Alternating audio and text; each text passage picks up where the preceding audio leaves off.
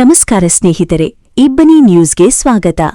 ವಿಭಿನ್ನ ಮತ್ತು ಹೊಸ ಸುದ್ದಿಗಳಿಗಾಗಿ ಇಬ್ಬನಿ ನ್ಯೂಸ್ಗೆ ಸಬ್ಸ್ಕ್ರೈಬ್ ಆಗಿ ಬೆಂಬಲಿಸಿ. ಯೋಗದಿಂದ ಆರೋಗ್ಯ ವೃದ್ಧಿ. ಕೋಡಿಹಳ್ಳಿ ಕೊಟ್ರೇಶ್.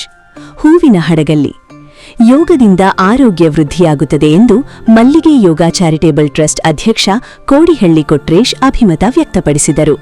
ಹಡಗಲಿ ಪಟ್ಟಣದ ಜಿಬಿಆರ್ ಪದವಿ ಮಹಾವಿದ್ಯಾಲಯದ ಆವರಣದಲ್ಲಿ ಭಾನುವಾರ ಶಾಲಾ ಶಿಕ್ಷಣ ಇಲಾಖೆ, ಮಲ್ಲಿಗೆ ಯೋಗ ಚಾರಿಟೇಬಲ್ ಟ್ರಸ್ಟ್, ಜಿಬಿಆರ್ ಕಾಲೇಜು ಸಹಯೋಗದಲ್ಲಿ 12ನೇ ಅಂತಾರಾಷ್ಟ್ರೀಯ ಯೋಗ ದಿನಾಚರಣೆಯ ಅಂಗವಾಗಿ ಆಯೋಜಿಸಿದ್ದ ಸಾಮೂಹಿಕ ಯೋಗಾಭ್ಯಾಸ ಕಾರ್ಯಕ್ರಮದಲ್ಲಿ ಅವರು ಮಾತನಾಡಿದರು.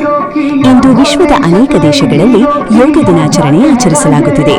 ಯೋಗದಿಂದ ದೈಹಿಕ ಸಮತೋಲನ, ಮಾನಸಿಕ ಸಾಮರ್ಥ್ಯ ಹೆಚ್ಚುತ್ತದೆ.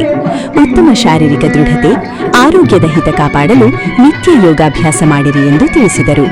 ಸರ್ವೋದಯ ವಿದ್ಯಾಸಂಸ್ಥೆಯ ಅಧ್ಯಕ್ಷ ಕೋಡಿಹಳ್ಳಿ ಮುದುಕಪ್ಪ, ಯೋಗ ಸಾಧಕರಾದ ಲೋಕೇಶ್ ತಿಪ್ಪಾಪುರ, ನಟರಾಜ್ ಬಾದಾಮಿ, ಇಟಿ ಹನುಮೇಶ್, ಡಾಕ್ಟರ್ ಆನಂದ್, ಶಿವಮೂರ್ತೆಪ್ಪ, ಎ ಗುರುಸಿದ್ದಪ್ಪ, ಗಂಗಪ್ಪ ಇತರರು ಸಾಮೂಹಿಕ ಯೋಗಾಭ್ಯಾಸ ಪ್ರದರ್ಶನದ ಮೂಲಕ ಶಾಲಾ ಕಾಲೇಜು ಮಕ್ಕಳಿಗೆ, ಸಾರ್ವಜನಿಕರಿಗೆ ತರಬೇತಿ ನೀಡಿದರು.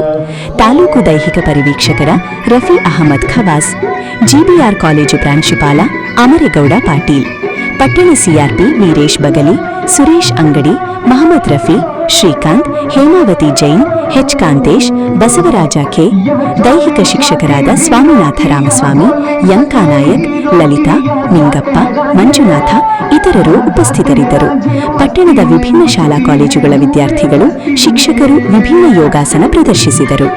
ಕೌಶಲ್ಯಾಬಾಯಿ ದ್ವಾರಕೇಶ್ ರೆಡ್ಡಿ ಎಸ್ ನಿರ್ವಹಿಸಿದರು.